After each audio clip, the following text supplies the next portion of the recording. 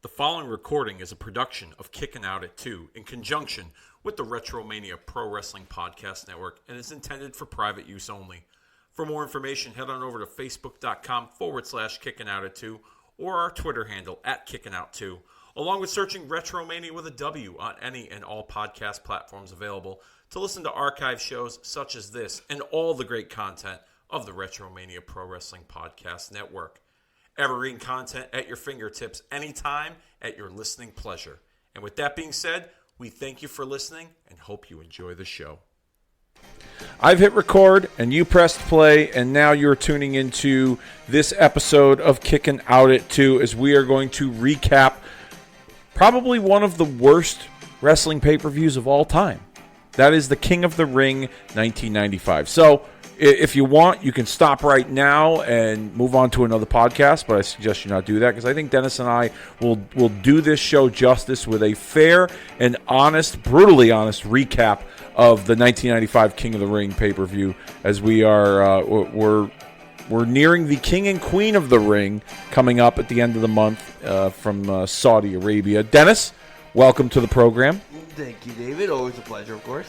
So, I remember a few years ago we were talking, Yep. and you were like, when it's time for King of the Ring, we're gonna have to do something with the King of the Ring 95, whether it was a watch along or whether it was a recap. And so I gave you the option. I said, do you want to watch this or do you want to recap this?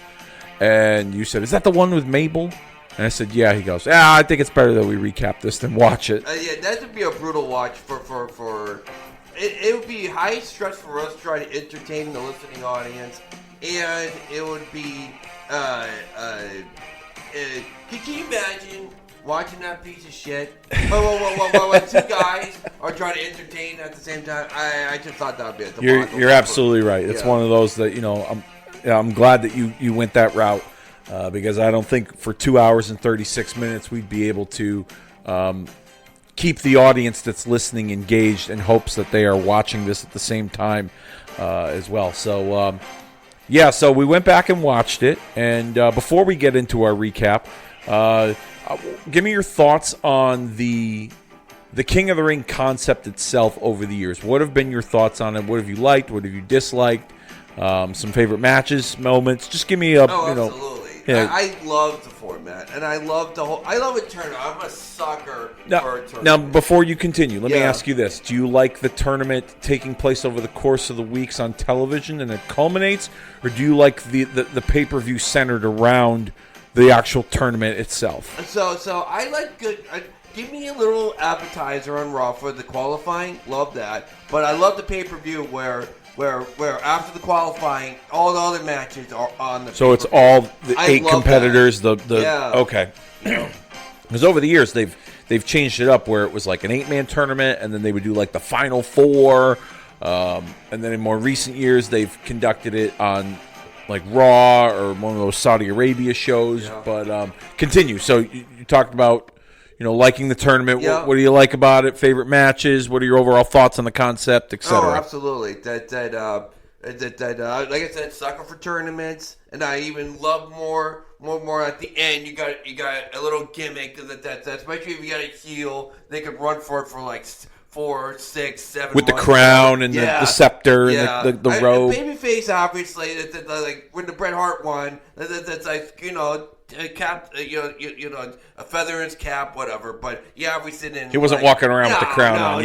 No. And I loved Owen, the King of Hearts, but anyway, I love the concept, and kind of like my favorite matches. A hidden gem for anybody that they're looking for, just who also is like love hitting gems like myself. 1, 2, 3 Kid Owen Hart is automatically goes up to one of my favorite. That was 1994, the previous year. The year that Owen won. Such a great match, and it's like, I bet you, including myself, no one expected much out of it. It was so good that I think that's probably one of the better in-ring performances in terms of overall for the tournament on pay-per-view. Because if you think about Owen Hart had 1, 2, 3 Kid. He wrestled Tatanka that night, another good match. And then in the finals, he beat Razor Ramon. All great matches. But just the field of guys in that tournament as well makes it for one of the better King of the Ring tournaments over the years. Continue. Oh yeah, of course, Stone Cold and the promo afterwards. I know Austin it's 316. more like the promo more than the match, but that I just love that moment and But yeah, I always loved King of the Ring. I got why they got rid of it. It was the way they booked it. That it wasn't good. People were buying it, so I get it. I think tournaments at that point in time on pay-per-view was it was old. And I think they wanted something. If they were going to continue on with the concept, they wanted something a little different, or they wanted something better. Just my take on it. I know in the Royal Rumble, it would have what I'm trying to go after I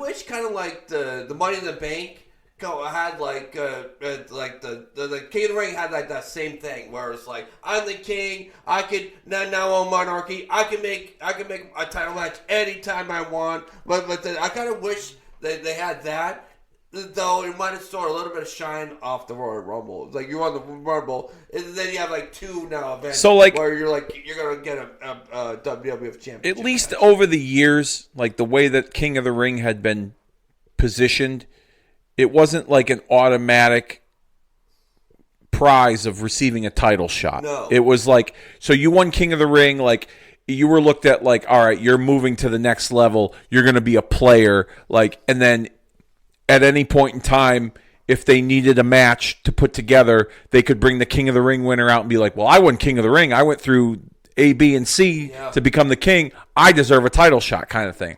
And that's what they've done over the years. I think that they're going that route because, at least currently, only because on television, it wasn't implied that the king and the queen would be receiving title shots, but they kind of alluded to the fact as what King of the Ring can do for guys and girls, now being the Queen of the Ring as well, moving up the pecking order, at least in current day WWE. And it seems like, I remember one year, Ken Shamrock, he won King of the Ring, and he came out and cut a promo about like being overlooked, and he won King of the Ring, and he felt disrespected, and it was his time to finally get a shot at the championship, and they put him in a match on Raw with Stone Cold Steve Austin, which was actually a pretty good match from what I remember. So it's one of those things where, like, maybe you leave it as is, you win King of the Ring, and depending on who you are, it's like another feather in their cap. Yeah. And it wields you enough power to be like, you know what, I deserve an opportunity at this championship. Instead of like making it official, like the winner of King of the Ring becomes the number one contender. You know what I mean? They did it one year with when Brock won. When Brock won King of the Ring, they said the winner was going to face the champion at SummerSlam. Yeah. And so that set up him in the match with him and The Rock. What I would like to see with King of the Ring, yes, the crown is a little, it works for certain heels with the get up. I know that Booker T, when he won King of the Ring, he really ran with the King Booker, and I didn't like it at first, but it grew on me. They tried doing it with Baron Corbin a few years ago, and I didn't really care for it. But one year, the year that Edge won, in 2001, they did a trophy, and it would look like the Stanley Cup, like, NHL Stanley Cup. I wouldn't mind seeing something like that come back, where it's a trophy that you have with you instead of being like a crown and a robe and all that other shit. Or maybe they put the crown and the robe on them at the coronation ceremony, but then you get to carry the trophy around for, whatever. Name me some of the bad, give me the good kings and give me the bad kings. What were some of the King of the Rings that really that were really good, and then the ones that stunk? My creme de creme one's Owen Hart. I would go. That's my favorite tournament and my favorite king. My favorite result that you really made him a mid-quarter into a main eventer. That's just my favorite one. But that's a good one. Owen's my favorite.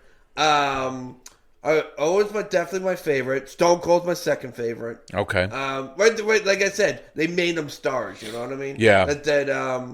I totally forgot about Ken Shamrock, but yeah, he's in there. Fucking, of course, Brock is in there. But another, I wouldn't call it a hidden gem, but with lost in history, Brock versus RVD, another classic. That was a good one, yeah. Yeah, look, like I said, not a hidden gem, but lost in. You know what is a hidden gem from that King of the Ring? Give it to me. Brock and Test. Yeah, that was a really good big man match, and I was match. Surprised at how good that match was. Yeah. I just thought like it was going to be slow and a typical big man match, but they like Test. Christ, that's probably one of God rest his soul. Yeah. That's probably one of Test's best matches that he ever put on, and it was with Brock. It's so early in Brock's career too, so that's definitely a hidden gem from that King of the Ring. But yeah, I like the Brock RVD match as well. That King Booker, of course. That I think he needed it. So I would actually. It wasn't the greatest King of the Ring, but right in the middle would be my Baron Corbin one. That'd be right in the middle, and now under the line because he needed it. I thought he would never survive the. What was it, Roberto Del Rio, John Cena moment where he had the briefcase and lost and whatever? Oh, yes, that's right. He was Money in the Bank. Oh, not Roberto, but Jinder Mahal. Yeah, Jinder Mahal. Thank you. Yeah, I thought he would never recover from that. I thought we saw his career flash before his eyes. Then King of the Ring kind of rejuvenated him a little bit. The bottom of the line, that's right there. I went from like my favorites to like where the gatekeeper was. Now let's go under the gatekeeper. I liked the match that he had with Chad Gable to win the King of the Ring. I just didn't really care for the King gimmick with him. I thought I thought he looked silly. It just was. I like his crown. I like this. Yeah, crown. It was. Whatever. Yeah, I was like I said though, I needed it. So he'll be the last of like the okay, but the shitty ones though. Got my shit in the ring. At least favorite one, Billy Gunn. Even more than Mabel, it's Billy Gunn. I hate that tournament so much. I think there's no redeemable qualities to that tournament. That tournament wasn't. Looking back on it, that tournament wasn't anything special. I do remember I was a teenager back then, and I was a big New Age Outlaws guy, so I was happy that Billy won because I thought, like, all right, they're going to make Billy into, like, a main event guy. He's going to work with The Rock, and he's going to work with Stone Cold. And then Billy Gunn's face went into that large woman's ass at SummerSlam. The Rock just put Billy Gunn's face in that large woman's ass. That was one of the greatest calls that JR had ever made in the history of wrestling. Yep. Or at the beginning of that match, too, when she gets in the ring, and JR's like, that is a full-size lady. Restaurant quality, folks. But nonetheless, I was really hoping for Billy Gunn to be a player in that King of the Ring, after that King of the Ring tournament. And once they fed him to The Rock, he was back to being a New Age outlaw. Yeah. Like, it was very unfortunate because I thought he had a great look and he was athletic and wasn't the best on the mic, but he got a reaction. People were into him. So, but that tournament, looking back on it, maybe I'm glad we didn't watch that one to recap. Maybe someday we'll do that and torture ourselves. But nonetheless, let's get into it. King of the Ring 1995 from Philadelphia. This looks like, at least on the Peacock version, that this is a Coliseum home video version of the show, as we get that female backstage interviewer Stephanie Wyand introducing us, and we cut right to the Savio Vega Erwin R. Shyster King of the Ring qualifying match on the Sunday Night Slam. Doc Hendricks and Vince were on the call. Referee is Danny Davis, who apparently was suspended for life plus 10 years after helping the Hart Foundation win the tag team titles in 1987. But fuck it, why not? Let's just give him his job back. There were a lot of quick near falls in this match. Yeah. In the beginning, you could tell that it was going to be a short match based on the strategy that Savio had. At least, trying to end the match early because he knew he was going to be in for a long night. Yeah. So you got to get this one out of the way. But quick match, nothing really special. I got a quick question for you. Okay. If you watched that live, was that the format where they showed you that match and then they went to the? They went to like they showed you that female. That's what I'm saying. It was a Coliseum video exclusive, so it was from the video. Strangest thing thing I ever saw in my life. Yeah, so I think Peacock's version was the videotape that they put out. Okay, thank you for this. I don't know why that they chose that over the actual live broadcast. Yeah. Maybe there was some issues with the video quality back then. I don't know. I'm not an expert, but that was like on the preview channel. Whatever. Yeah, it was like the Sunday Night Slam they called it. Yeah, so it was like their free for all type of deal. And I guess Savio was a replacement at the last minute for Razor Ramon because Razor Ramon had been injured. I think it was a real injury too, if I remember correctly, and they had to pull him at the last minute. But nonetheless, Savio with a spinning wheel kick to advance in the tournament. What are your thoughts on the match itself? It is what it is. Was what it was. Yeah. Okay. Then we get to the opening of the pay-per-view with Vince and Doc Hendricks previewing the card. You know what I liked about that? And I saw them bring this back recently, a couple weeks ago on Raw, where Vince and Doc were ringside, like standing in front of the ring. Yeah. Previewing the match, kind of like what they do in UFC with the commentator standing in front of the cage instead of the typical sitting at the table and the camera's right there. Michael Cole and Pat McAfee brought that back a couple weeks ago on Raw. I'd like to see that come back into WWE programming again. Just something, I always pop for like the people that have that creative side behind them. Oh, behind the commentary table? I like that too, though. Yeah. I know what you mean. That's an interesting one, yeah. First match, King of Ring first round match. We have Yokozuna, Savio Vega. Here's what I noticed, and I don't know if you caught on to this, but the ring announcer, it wasn't Howard Finkel. I don't know who this guy was, but he sucked. I wasn't paying attention. Again, with not paying attention when we're doing these recaps. It's a ring announcer. Why would I pay attention to the fucking ring announcer? I don't know. You got to stop smoking pot, man. Dude, Jesus. how am I going to get through the fucking 1995 King of the Ring without a... All right. I'll give you that one. No disrespect to the potheads out there. I was once one when I was in high school. But anyways, dude, this ring announcer sucked. He was so bland. I don't even know where Fink was at this time, if he was sick or if they just told him to give him the night off or they were trying somebody new. But this dude sucked. He was just very... I thought Michael, for the record, now that I mentioned people that sucked, I thought Michael Hayes fucking sucked too. I thought I couldn't stand him. Even from the beginning, you're talking about like you're in front of the audience, Yeah. He's like jumping up and down. Yeah. And going on, and I'm like, Hayes, take it down a notch, lad. He was a little, yeah. He was, yeah. That pairing with him and Vince was not very good. Not good at all. We got clips of Yokozuna qualifying over Lex Luger on Raw. We'll talk about this throughout the course of this recap, but I thought, with the exception of Yokozuna, Shawn Michaels, and Undertaker, this tournament was like mid-card mania. You could have had it. Once again, Lex Luger, Undertaker, Shawn Michaels, Yokozuna. You had Bam Bam Bigelow in a tag match. You could have had him. That could have been like his big moment. You could have had Bam Bam win it. Yeah, anyway. That's very possible too. A redemption angle for Bam Bam Bigelow after being embarrassed by Lawrence Taylor. Yeah, he wins King of the Ring. I could have seen that. Man, we just might as well just cut this podcast off right here now. We just totally spoiled the whole thing. Tournament. You had potential. All right, so did you pay attention to this? Savio Vega being interviewed backstage, and he just kept rambling on in English and in Spanish. I don't remember. I kind of remember. Oh, my God. I do.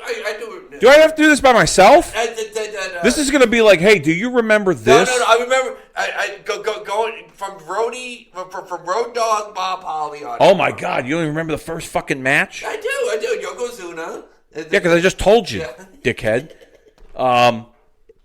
Yeah, he was rambling in both English and Spanish. He's like, I'm so happy to be in the tournament, and the Puerto Rican going to be the king, and I'm going to fight and try hard and win, and I'm so happy, and it's the King of the Ring, and I got Razor Ramon. And you can see, like, Scott Hall's, like, sitting there. He's, like, trying to tell him, like, all right, dude, we got to wrap this up. Like, this is going on. And, like, his music, Savio's music is playing, and Pettingill's just there for a good time, and he's like, and I'm going to fight really hard and be the Puerto Rican King of the Ring, and yeah, I'm a Savio Vega. And I was just like, oh, my God, like, don't ever put a microphone in front of this fucking guy ever again. By the way, did Savio Vega thought that would be a good look to have his name in the back of his head? That was a thing back then, though, for that culture. Oh, God. I used to have friends of African American and Latin American descent that would, either put their initials or like a design, or it's a thing now. All right. I thought it was bizarre. I mean, it's not my cup of tea, but that's not my culture. You know what I mean? Like us white folks, we do things a little differently, and other people probably look at us like, "What the fuck's that guy doing?" Yeah, maybe. You know? That's just. I mean, All right. if you come back with a DJL. I actually think about getting a mullet. The first time in my life, ladies and gentlemen, to listen to the audience and kick it out too, I actually have long hair. Yes. I've never had long hair my whole entire life. It's only a 2% chance, but I think about getting a mullet. Okay. Interesting. You know what? I might have to get an updated picture of you with this long hair so I can, when I do the cover art for our podcast. Anyways, on to the match. Here's something that I noticed that you probably didn't notice once again. I swear, For the listening audience kicking out at 2, he paid attention after this match. Going up here, didn't I ask you, hey, what happened to Yokozuna? I know he lost, but... Yes. From that on, okay. I swear. Did you notice? They had like those 2 guys that were opening the doors of the entrance set? Of course, one was blonde. Yeah, whatever. Do you know who they were? The Hardy Boys. Yes. When I said out loud, one had blonde hair, one yeah.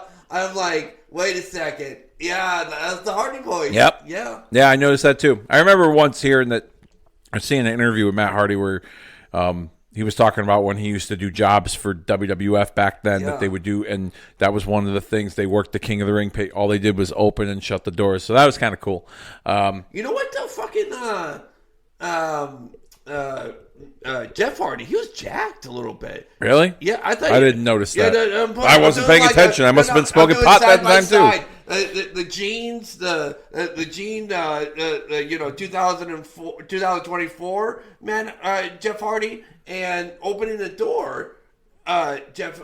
Yeah, he was built a little bigger. You don't think maybe it was the clothing to make him look bigger? I get maybe. Yeah, who knows? They probably give him an oversized shirt and make him look bigger. But anyways, this was a typical David versus Goliath type of match. Eventually, Yoko and Savio make it out to the floor after Razor is engaged with Owen and Jim Cornette.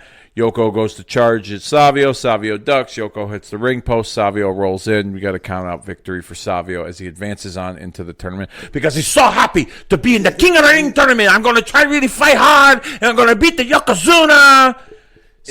And he did. Yeah. Not a terrible match, but nothing special since you don't remember. I know. I was pissed at Owen Hart, though. Owen that was another thing, too. Owen Hart's another one that... Doing the fucking hotline. And he's not in a tournament. Yeah, I know. I was kind of like... What I did like about watching this show was the fact that they explained how each person got into the tournament. Yeah. And Owen wasn't... I don't think Owen was involved in this tournament at all.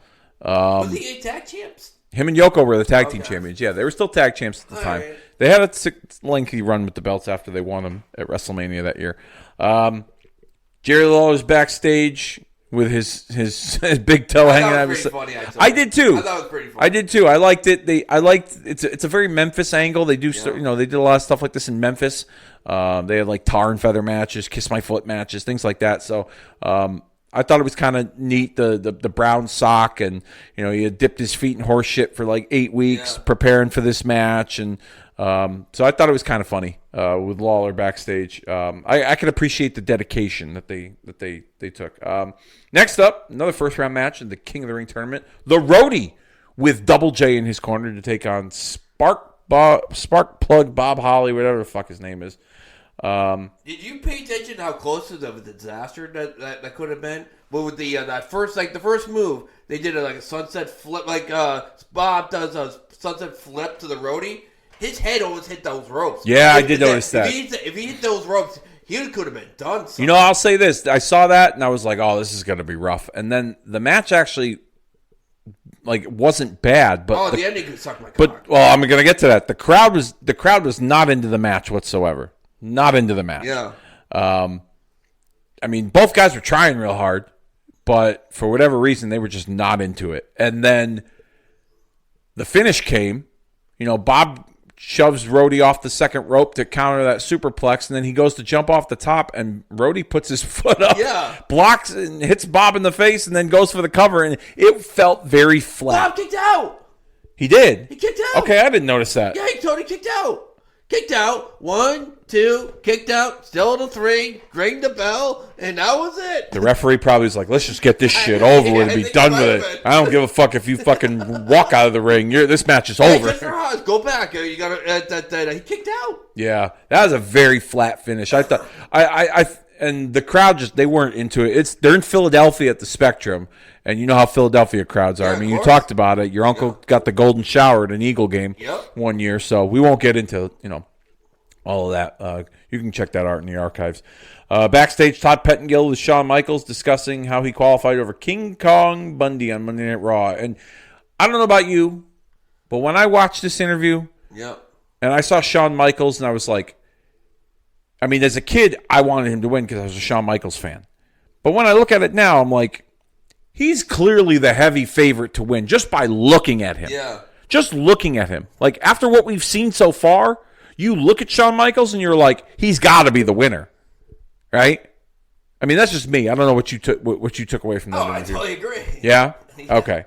Up next, his match with Kama. In a first-round King of the Ring match, we see clip of Kama qualifying over Duke the Dumpster Droese on WWF Superstars. I'm a big fan of the Dukester. This was, at this point in time, as I was watching this, the best match on the show so far. Oh, so spoiler alert, it is the best match. Yeah. How is it not? You know what I mean? Yeah. I mean, here's the thing about it. Yeah. It actually had a story, meaning like there was some background behind it. Because if you remember, WrestleMania, Shawn Michaels lost the match to Diesel. And then the next night, he had pretty much told Sid, his bodyguard, for the rematch, you can take the night off. And then Sid beats him up and powerbombs him, and Diesel makes a save. And then it's revealed that the $1 Million Man, Ted DiBiase, was actually the one behind Sid being Shawn's bodyguard because he wanted Sid to prevent Shawn from winning the title so that the WWF Championship could be in possession of the $1 Million Corporation. Oh, interesting. So that's how they turned Shawn babyface and then had Sid align with Ted DiBiase as a part of the $1 Million Corporation. So there was some history with Shawn being in this match with Kama, who's also a member of the $1 Million Corporation. Here's something I thought was kind of neat. They showed the time that was left in the match on the corner of the screen, which nowadays you look at that and you're like, oh, well, it's going to be some sort of like time limit draw finish. But for that time period, you didn't see that sort of stuff. So that was kind of interesting. I liked it. Yeah, so same with me. I thought it was kind of neat. I always liked when the announcer? The announcer goes 10 minutes, 5 minutes, 2 minutes, 1. Yep. I love that tension. Want to hear a funny story? Yeah. About that? I once listened to an episode of What Happened When with Tony Schiavone. I know exactly where you're going. I was going to say the same and story. And Schiavone told a story where he was the ring announcer for a show, and Ric Flair was scheduled to do a 1-hour Broadway. I don't know who he was wrestling. It was for the NWA World Title. It was sold out to the rafters. It was probably somewhere down south in Hicksville.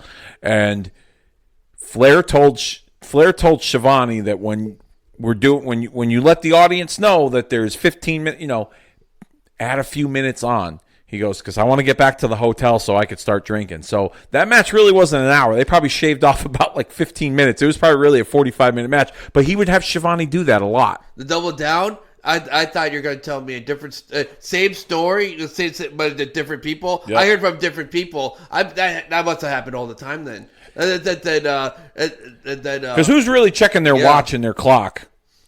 Back then, now you got a smartphone. Yeah, especially if you probably did the same match 4 times in 1 week, and you're just like, fuck it. And there's no internet, so you can get away with doing it every night in a different city.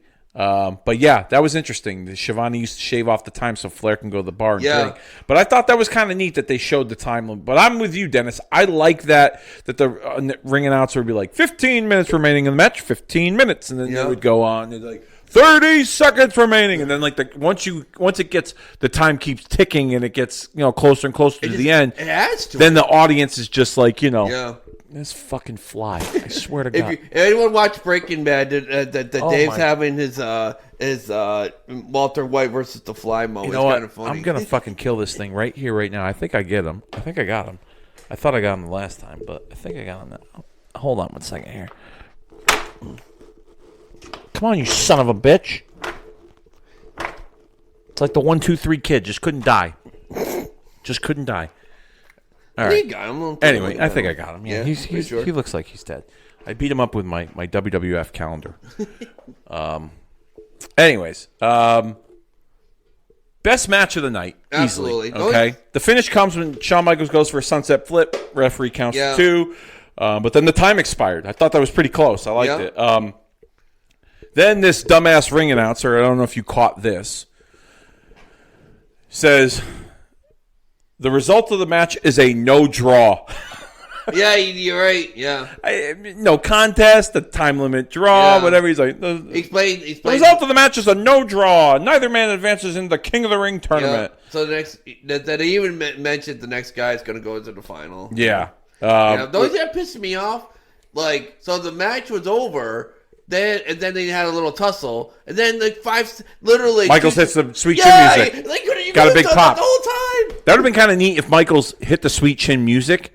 And the referee counted to 2, and then the time expired. Yeah, that would have been. I thought it would have been a better finish. And I get why they were doing that. They were building up Kama for Undertaker. Yeah.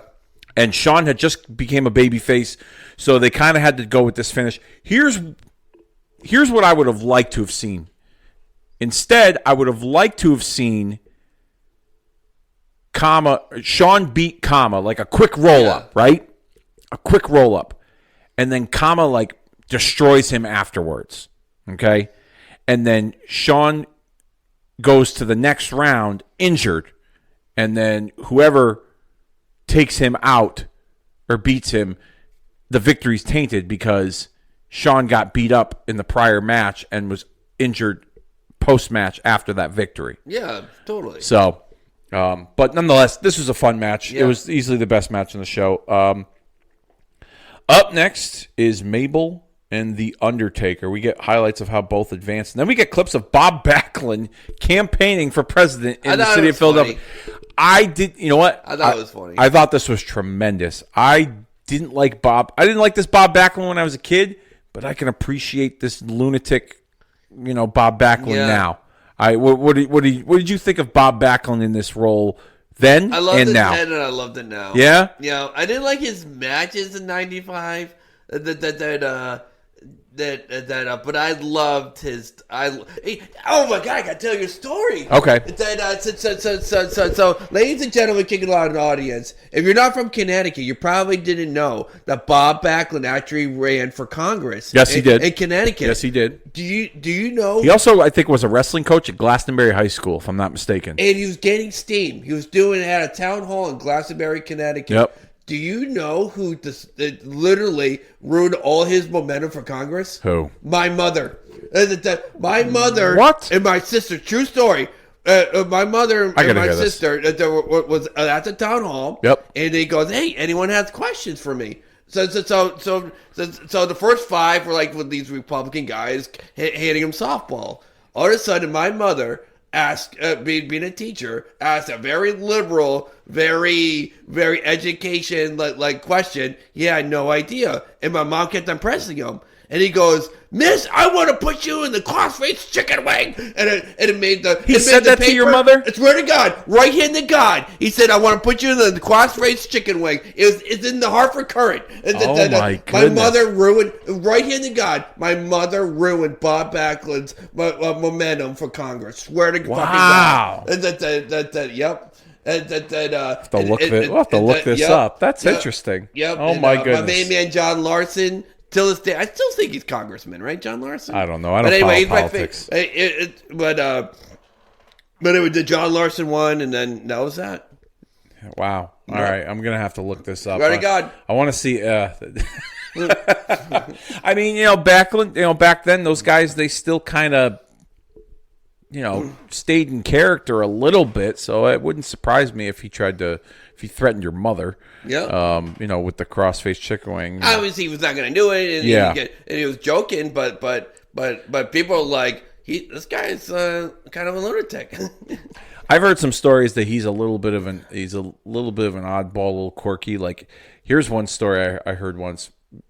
Do you remember the brief run he had when he was with TNA? He was like. Vaguely. I think he was like Alex Shelley's like mentor, like Chris Sabin and Alex. Nash brought him in like as like part of the Remember the Paparazzi Productions with like Kevin Nash and like all those X Division do. guys, Yeah. and they brought Bob Backlund in for like some sort of vignette. Anyways, long story short, Backlund would stay at the hotel where they put him up, because they used to tape the shows at Universal in Orlando, and he'd walk from the hotel to the theme park, which I don't know how far the walk is from there, but he never took a cab, he never took a ride with anybody, he didn't even have a rental car. So he would the only time, he'd obviously take a cab to get to the airport and vice versa, but from the airport to the venue, he walked. And he was notorious for picking up spare change. Like, if you saw change on the ground, look out. He's going for it. Get out of his way.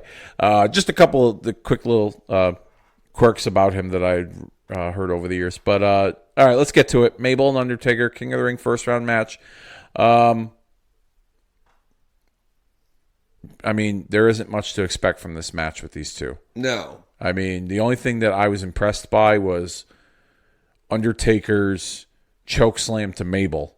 I like the foot spot when his foot is on the car of the rope. You know what? That was kind of cool. I wanted to actually talk to you about that for a minute because I feel like that wasn't planned. No, you don't think so? Huh? I feel like because there was one point where Taker's foot got caught in between the second rope and the bottom rope, and then he kind of leans up and he pulls his hand up, and it almost looked like he was pulling his hand up so that Mabel can pull him back to untie him from the ropes. And then if you were actually paying attention, because it sounds like you weren't this whole fucking time, you had the referee and Paul Bearer frantically trying to get the rope. I thought they were selling. They could have been, but it just, to me, I could be totally wrong, okay, but it just looked like that wasn't planned. And that, then Undertaker told Mabel to improvise, all right, Yeah, beat me up. Yeah, beat me up while I'm hanging here. But, it worked out because, you actually liked the spot. But, yeah, I was impressed with his choke slam on Mabel. And then Mabel with those, suplex, those belly-to-belly suplexes, Taker really sold for him. He made Mabel look like $1 million and look like a monster without getting killed, which brings me to an interesting story. I just saw a clip recently on social media. It was on Instagram, I think, of Undertaker's got a podcast called 6 Feet Under. And I haven't listened to it, but I watch clips every now and then. And he told a story about his time as in the Ministry of Darkness, that group that he had in 1999.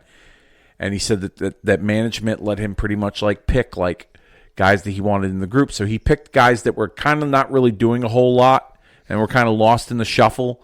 So Bradshaw, Farouk, he had Midian, who was one of the Godwins at the time, Phineas Godwin, and then he picked Viscera. And it's funny, he goes, yeah, they let me, handpick these guys, and he goes, I picked Mabel because I knew if I didn't pick Mabel that Vince was going to want me to work with him, so I picked him so that I couldn't get hurt. Oh, because man, hilarious. Because he had a reputation for not being reckless, but he had hurt some guys. Yeah, he had hurt.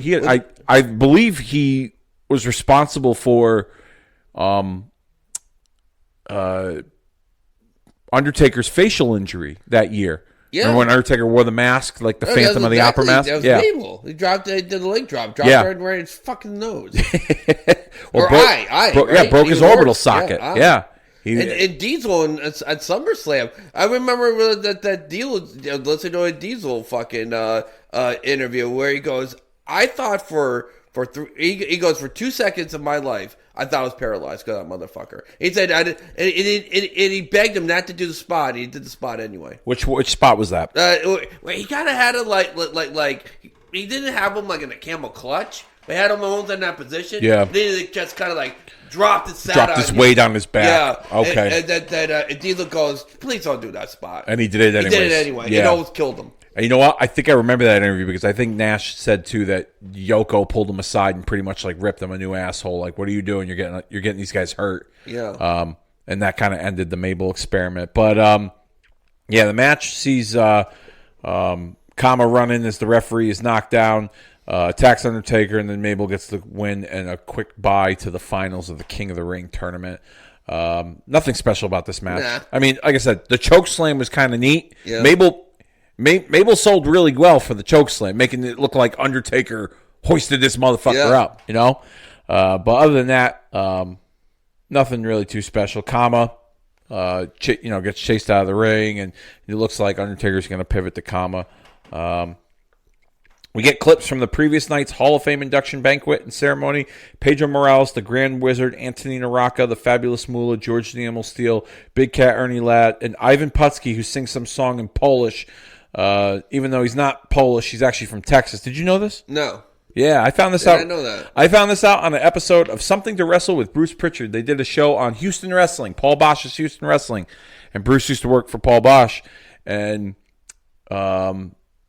I guess Ivan Putski was originally from Texas, and he was not Polish at all. And so when he came up to the WWF, Vince, made him the Polish Power, Ivan Putski. And then when he went back to Texas, the fans shit on him because they saw him on WWF TV, and they saw him. He was supposed to be their local guy from Texas or whatever. He was a cowboy or whatever. So yeah, I didn't know that until listening to that episode of. So it was funny when he starts singing that song in Polish, and I'm just watching it. I'm like, oh, okay.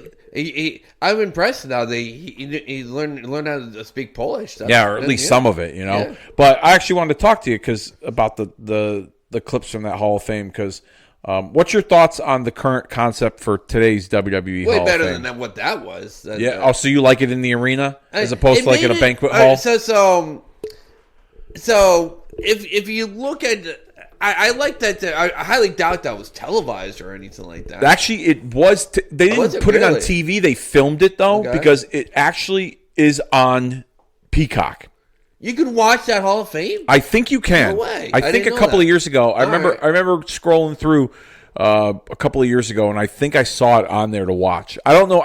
It might be like a condensed version where they like show clips. Yeah. I don't know if it's the entire thing, but I remember seeing it on Peacock. All right. But it felt that feels like a Hall of Fame, You got a ceremony and you got a banquet, whatever. Like the current Hall of Fame is just me. I just think it's just another quick cash grab. Yeah. People go in, see their heroes, whatever. You know what I don't like about this Hall of Fame? What's that? I don't like the fact that that the last few years they've done it after SmackDown, like during WrestleMania weekend. Like they should give it its own night. If it's the Hall of Fame, then proper. Like I understand over the years, and I've been to a few of them. Those Hall of Fame ceremonies run a little long in the tooth. I mean, Mr. T couldn't stop talking about his fucking mother forever. That one year in New Orleans, I was like, oh my god, it was brutal. And then they brought Kane out on stage to pretty much let him know that, like, hey, dude, time to go. And then Kane inducted Paul Bearer, so it just kind of worked out that way. But if you're going to do a Hall of Fame and you're going to celebrate, not saying that it's disrespectful to the inductees, but give them their own night. You know what I mean? I'm with you, man. Or here's something, and I've had conversations with other people about this, or during WrestleMania weekend, you announce who's going into the Hall of Fame, and then you do it like the NFL does, where you put the Hall of Fame inductees out, during the Super Bowl, like either halftime or the pregame or whatever. So at WrestleMania, you trot them out on stage and they wave or whatever, and then you do the Hall of Fame ceremony at like a SummerSlam weekend or Money in the Bank weekend or something like that. You know what I mean? But I get it that WrestleMania is their big milestone event, and Hall of Fame used to be one of my most favorite things that I'd ever attended during WrestleMania weekend. The year we went to Atlanta, 27, the year that The Rock hosted WrestleMania, I enjoyed the Hall of Fame more than I enjoyed that WrestleMania. Shawn Michaels went in, and so did Legion of Doom, two of my favorites. So I was happy that I got to see that. But if you're gonna do it, give it its own night, and keep, don't overload it with like 8 or 9 inductees. Give it like 4, maybe 5. Give it some time. I'd even honestly take it out of an arena and put it in like the one year they did it in Detroit. They did it in like a theater, like an opera theater, and it just had like just the ambiance and the architectural, the cosmetic look of it made it look like a Hall of Fame ceremony. But yeah, I'm. It is a cash grab. You know what?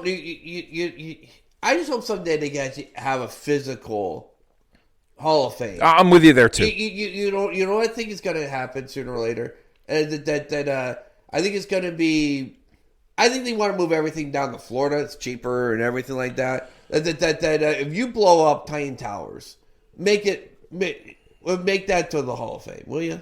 I used to think that Florida was the spot because they have the Performance Center down there. They have a relationship with the state. They've done some shows down there, a couple of WrestleManias, a Royal Rumble just earlier this year.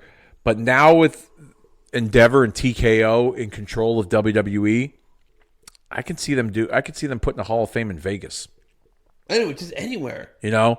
I just big think, tourist area. Yeah, it's a big. Like I'd love to see a physical Hall of Fame. When you think of Connecticut and WWE, you think of Vince, so that stigma. Yeah, I don't know if they that want to get out of Connecticut faster than everyone thinks. Yeah, I don't know. I mean, I've not heard anything about them relocating their office, from Connecticut somewhere else. But I mean, it wouldn't surprise me with all the moves that excuse me, let me fix my headphones here. The TKO has been making that maybe. That will be a thing. I don't know. I just hope someday. Yeah. All right. Let's continue here with this recap. Round 2, Savio Vega and the Roadie. I didn't care for this match. I don't know about you, but what were your thoughts on it? The most predictable match of the evening for sure. You just knew what was going to happen. That Savio was going to go over. You knew that Jeff Jarrett was there for a reason. And you just knew that it's just like I was just waiting the whole time. Where's the bump spot? Oh, there he goes. Here's Jeff. There's the roll up. Yeah. Let's go. Next match. You could hear the crowd with random boos during the match at a point where even when the heel wasn't trying to get heat, the crowd was still booing. Like you could tell the crowd was pretty restless. The match wasn't. They weren't liking what they were seeing. Next up. Bret the Hitman Hart, Jerry the King Lawler, Kiss My Foot match. Wait. We gotta go back. Okay. Was that after that match? Was that when Doc Hendricks? Oh yes, that was the best. That was my favorite part of the whole night. When he was pretending to be the translator. As much as I hated Michael Hayes, the commentator, when he started translating, and he goes, oh, Simon Vega just said, I have no chance to beat Mabel. I'm gonna go back to stealing hubcaps. I started rolling. That's right. That was my favorite part of the night. That is right. Yes, I do remember that. Part of the night. Yeah, I thought. I mean, but you could tell the crowd wasn't even into that. You could tell that they were just let's just get because for providing context here for those that didn't watch, but Savio wins. And then he's interviewed by Carlos Cabrera, Spanish commentator. So they do the commentary in Spanish, and Doc goes, I'm going to go over there and be a translator. And so he goes over there, and he's like, and you had that one line about the hubcaps, and he was like, I got no chance against Mabel, blah, blah, blah. It was kind of funny, but it kind of dragged on. And even Savio, I couldn't understand what Savio said in Spanish, but I could tell that motherfucker was dragging on. He was, no, you're right. Because he was even repeating himself in Spanish at times, too. He probably said, it's great to be here. I'm happy I win. I'm going to be the king of the ring. I'm happy. I gotta fight real hard, and I'm the best. And I'm from Puerto Rico, and I'm gonna win. The king of the ring. You could tell he was repeating his shit in Spanish too. It was pretty bad. But yeah, that line at the end with Doc with the hubcaps, that was pretty clever. I liked that. Let's move on. The Kiss My Foot match. Bret Hart, Jerry Lawler. Lawler dropped Bret with 3 consecutive pile drivers earlier in the match, and his finish. 30 seconds Mississippi into the match. Boom, boom, boom, boom. Yeah. What was that all about? I have no idea. And I'm sorry. If you do one power driver during the cover, it's got to be within by the side of the man's rectum, how you kick out of that. Bret kicked 3 power drivers, and Bret kicked out and didn't even sell it. Didn't even sell it. And that's, I'm surprised because that was during an era where, you still protected your finish and things like that. You didn't kick out of other guys' finishers, and if you did, it was very rare. Just roll out of the ring, man. Yeah. Do something. He kicked out, and then he got the corner, and he made the comeback. I don't know what that was about. I honestly don't know. But Hakushi ran in. Yep. Tried to, go after Bret. Bret ducks. He hits Lawler. Crowd was into this match. It felt like that because you couldn't have a bad match with these two. I mean, they had good chemistry. Yeah. Lawler was a really good heel. Brett, the conquering hero and babyface. What did you think of the match itself? I expected more. I kind of did too. I thought it was going to be a little longer. It was shorter than I expected. I'm not going to shit on it, but I expected more. Yeah. Post-match, sees Hakushi try to help Lawler again, but nails the King by accident. Brett gets rid of him. Then he jams his feet in the King's mouth. Yeah. Then he shoves Lawler's foot into his own mouth. Lawler starts gagging, selling the effects of his smelly foot that he didn't wash in preparation for the match. I thought overall this was fun. This didn't feel like a pay-per-view match. This felt like a match like you would see like a main event on Raw or a Superstars This is match. the main event for Hartford Civic Center house show. This was like an in-your-house main event. That sounds about yeah. Hartford Civic Center house show. They probably got like 2,000 people during that time period in 1995. This is funny because, when I watch this match, ironically, I think about my wife. And the only reason why I think about Nikki like that is because she hates feet. She can't stand feet. Like, it's some pet peeve of hers. She don't like feet. And if you got ugly feet, forget it. Like, she's just like, for her. Yeah, like, I remember, I'll break the fourth wall here for a moment, but when I first met her online on a dating site, and we were chatting back and forth, and she said, do you have nice feet? She goes, that's like a turnoff if you don't have nice feet. And so I sent her a picture of my feet, and she was like, yeah, not bad. And then I find out years later that she don't like my dogs because I've banged them into the dresser drawers or the fucking corner of the bed or whatever. And, I mean, I got shoes on, but, I'm not going to show my dogs, But anyways, when I think of this, I'd be like, you know what? I should show my wife this match. She'd probably get all skeeved out because she hates feet.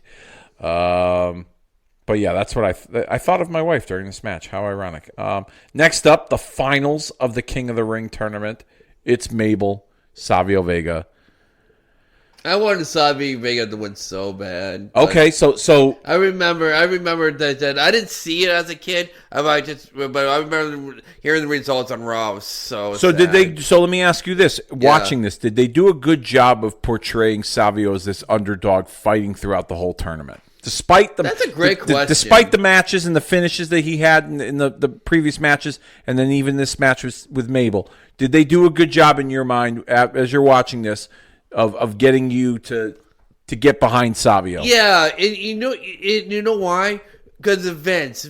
Vince. He really pumped up Savio. Yeah, he kept on mentioning we're in Philadelphia. Rocky. They did a lot of the Rocky references. Yes, I did. I still this day I still wish Solid Vega won. I get it. Diesel needed an opponent. I could probably predict what his King of the Ring speech would have been.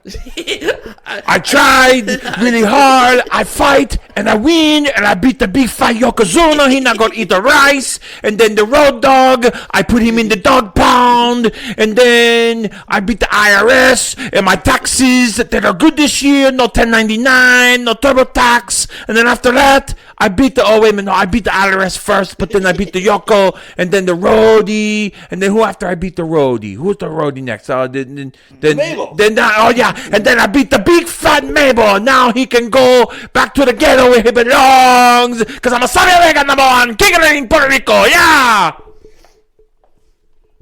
That's pretty good. I was out of breath there. Not gonna lie. That's pretty good. Not gonna lie. Yeah, they did a good job in making Savio this underdog, I will say. Vince really pumped him up on commentary. There was I don't know if you noticed this. This is what I took from Vince's commentary. Vince made everything out to be a big deal on this show, even though this show fucking sucked. He made and it didn't help. He tried, but it just didn't work. Like the Bob Holly Road Dogg match earlier in the show, kick out of two, near fall, and he was going crazy for every single match, it was important. Oh, listen to this crowd, they're on their feet. You can see them all fucking sitting down and they're booing. He tried his hardest to illustrate that people were into this shit and they weren't. And then you had Michael Hayes as Doc Hendricks there, fucking, you gotta still hug Cap and doot, all of the bullshit that he does. He tried, it just didn't work. Yep. But yeah, so Mabel won. He's the king of the ring for 1995. Yeah, we're gonna get the second. And that crowd didn't like that he won either. And I don't think it was like heat because they were mad that the heel won. I think it was Xbox heat. Yeah, the second biggest, the second biggest pop for me. And that whole time, and the crowd too. The biggest pop of the whole night was when the trash hit Mabel in the head. The crowd exploded. Yes. And you could see in the background, like there were like security, like trying to like stop, like they were trying to look as to who was throwing shit. Yeah. Like you could see because where the stage was, the audience was sat right behind that stage area, so it was open. You could see. And there were even like I don't know if you noticed, but there was like one mother like was shielding her kid from like stuff getting thrown. Like that crowd was ruthless. And I don't know if you also noticed this too, but there were loud ECW chants during that match. I didn't hear them. Oh yeah. And then Vince on commentary is like, "This crowd's really into this match." Like, no, motherfucker, they're not. They are not into this match. I was like, oh my God. I can only imagine when that show ended, what they were all thinking. Like, holy shit, this was one yeah, they had to. Yeah. And we haven't even gotten to the main event yet, which is up next. Yep. Diesel, Bam Bam Bigelow against Sid and Tatanka. I guess Diesel was really injured, hurt his elbow because Sid dropped him on his elbow the previous month at In Your House. You talked about it earlier. Probably would have been better for Bam Bam Bigelow to be in the King of the Ring tournament than in this match. But I thought so. I thought you did the switcheroo. You put Taker, Diesel, and on the other side you have Sid and Kama. Yeah. So you put Tatanka and Bam Bam in the King of the Ring tournament? Yeah, figure something out. Interesting. Yeah. Okay, interesting. Yeah. This wasn't a terrible match, but it wasn't anything. You know what I did not like about this match? Well, there's two things I like. Number one, Sid's choke slam to Bam Bam Bigelow off the second rope was pretty impressive. That was pretty cool. And I'm a Sid mark. I like Sid. I thought Sid was one of those stars that, because of his, his time so in and out playing softball and leaving and coming and going, there was so much money left on the table with Sid. Like, so much money, so many stars he could have worked with and made and drew millions of dollars with.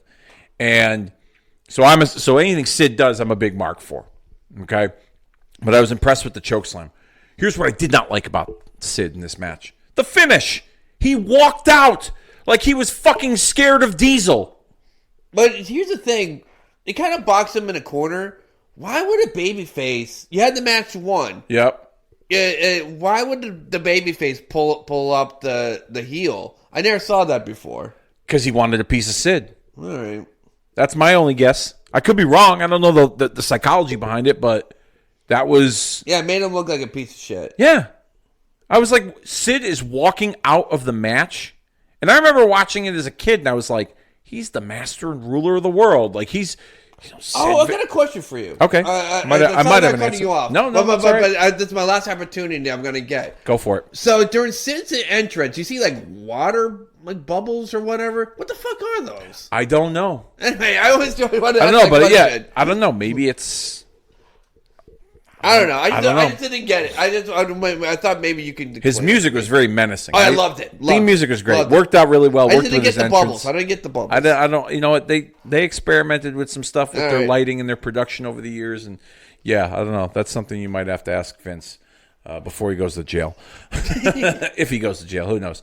Well, we won't get into that. Yeah. But anyways, yeah, the match was okay, but the finish, I didn't care. Sid walking out. I never saw, like I said, I never saw a face pull up. I get it. You're right, though. Maybe. I'm just guessing. I could be wrong. Psychology. But overall, for those of you that are listening. Believe it or not, I can't give it an F, but I'm giving it a D. A D+? Not even a D+, a D. Okay. Yeah, I would have to, yeah. An F is... An F is ECW December to Dismember. Absolutely. WrestleMania 2. I can't give this WrestleMania 2. Yeah, no, this is definitely not. This is a D right here. I'd say even D+. Not a good show, but if you are listening and you're curious how bad this show is, then go out of your way to watch it. Absolutely. At least watch the Michael Hayes promo. And what was also? Oh yeah, and Diesel. Not Diesel. Mabel getting whacked in the face with trash. That was good. That is actually kind of worth the price of admission. Yeah. Otherwise, if you want to watch it, check it out because it's so bad. By all means, have at it. But if you want to skip this one altogether, I wouldn't blame you as well. So, yeah, I appreciate you taking the time to watch this and then recap always this. A pleasure. I look forward to our next adventure here in the retro podcasting world, known as Kicking Out at 2. And I think it's about that time that we officially put this one down for the 3 count, and we'll see you all next time.